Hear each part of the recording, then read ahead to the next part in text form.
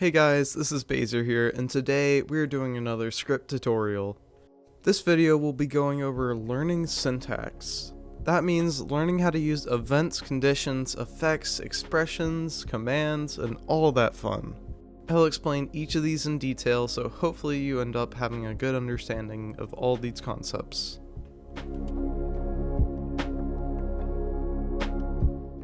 So events are essentially things that can happen that will cause your code to trigger. This could be a player joining, somebody breaking a block, or something else. I'll go over a few examples with you just so you understand what it looks like and how to use them. So in this first example, we have an event called onJoin.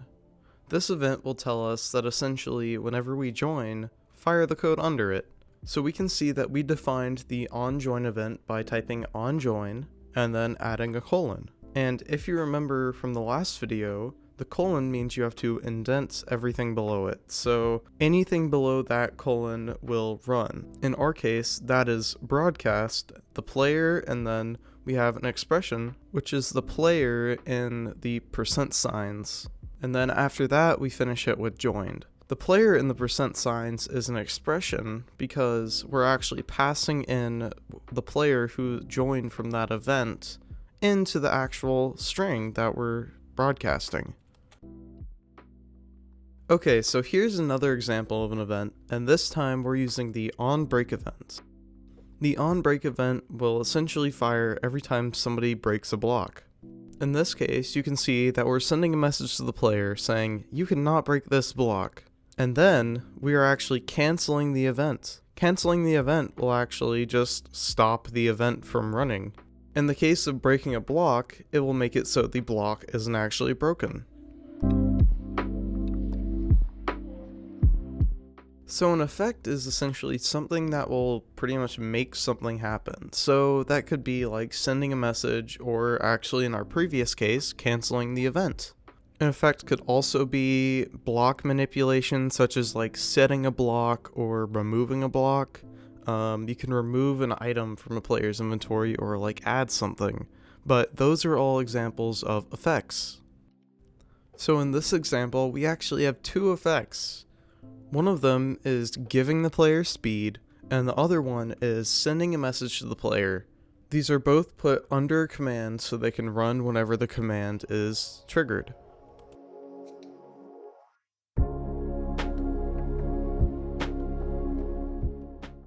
So in scripts, expressions are things that reference an object. So that can be something like a player, a number, or like a list of objects.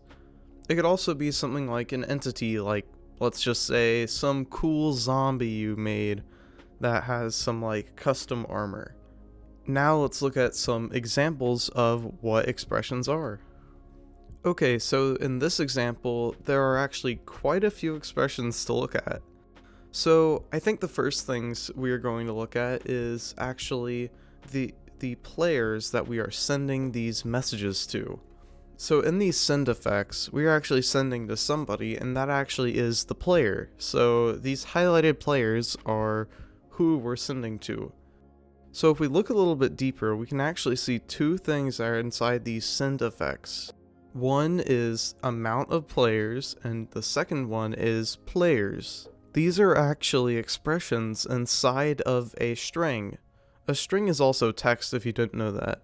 We can tell Skript that if we want an expression inside of a string, then we can use percent signs. So this will actually output how many players are online and actually who is online by running this command.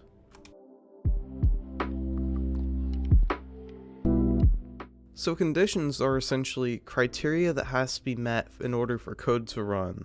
So let's say it has to be something like a number is greater than 5, or the player is online, or something similar to that, just something that we can check. So we could turn it into something like if the player is online, or if number is greater than 5.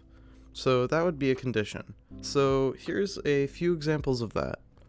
Okay, so in this example, we have a join event that is essentially saying, Okay, well, if this many players are online, then let's say there are a lot of people online, but if there aren't, then let's say there are not many people online. So we can actually dissect this and see that, okay, so we have a if statement with a condition inside of it. So our condition is if the amount of players is greater than or equal to 5.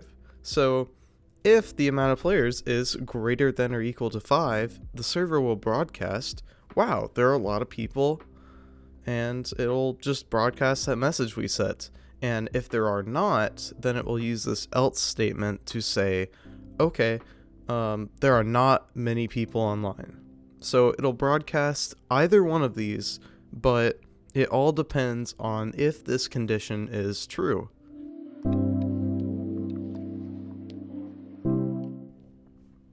So functions are a way of repeating code, and instead of copy and pasting a bunch of different things, you can actually just repeat functions. Functions are also just useful if you want to be able to use code in different files, or just generally just organize your file.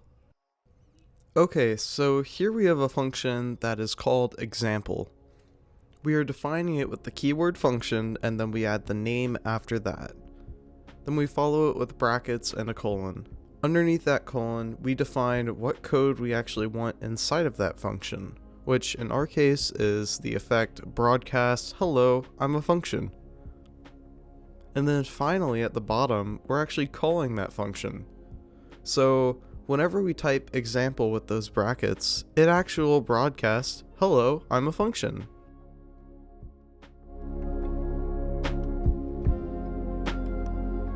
So comments are a way that you can actually write down for the human reader, not the computer, what the code is actually doing.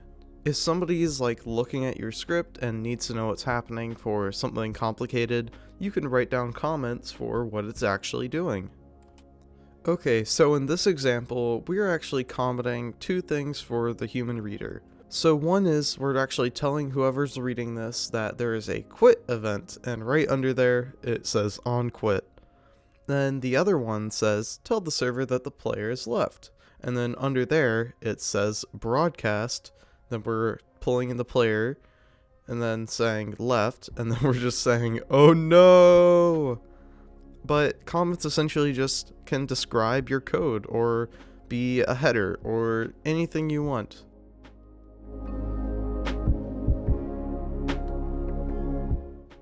So in the next video, I'll be going over how to use basic commands and command arguments. Otherwise, that's pretty much it for this video. Make sure to leave feedback, and thanks for watching.